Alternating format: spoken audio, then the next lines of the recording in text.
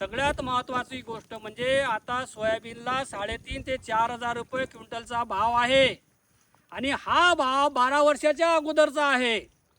आता कल्पना करा, एकरी 25 ते 30,000 रुपयाच्या वर खर्च येतो आणि सोयाबीन एकरी 2 क्विंटलपर्यंत आमच्या भागामध्ये होत आहे आणि ते 3,000 विकल्या जात आहे।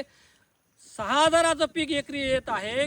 काही शेतकऱ्यांनी 12,000 रुपये क्विंटलनं बियाणं आणलं, ते बियाणं आपल्या शेतात पेरलं, पाऊस कमी जास्त झाला, बियाण्यामध्ये काही प्रॉब्लेम असेल म्हणून ते निघालं नाही आणि नंतर पुन्हा महागीचं बियाणं आणून पेरल्यानंतर ते पीक उगवलं, त्याची पूर्ण कल्टिवेशन कास्तकारी केली, खर्च केला आणि ज्यावेळेस फूल आलं तर त्याला शेंगाच नाही, शेंगा आहे तर त्याच्यामध्ये दाणे नाही। अशा परिस्थितीत त्या शेतकऱ्याने ते आलेलं सोयाबीन रोटावेटर केलं।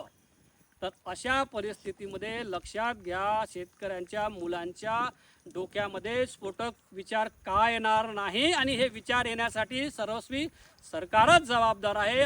चला, शेतकऱ्यांना देशोधडीला लावणाऱ्या, शेतकऱ्यांचे बाजारभाव पाडणाऱ्या आणि शेतकऱ्याला आत्महत्येस प्रवृत्त करणाऱ्या या सरकारचा आपण निषेध करूया आणि बच्चूभाऊ कडूंच्या पाठीशी भक्कमपणे आपण उभं राहूया। कारण महाराष्ट्रामध्ये गेले 6 महिन्यापासून एकटे बच्चूभाऊ शेतकऱ्यांसाठी आणि दिव्यांगांसाठी फिरत आहे।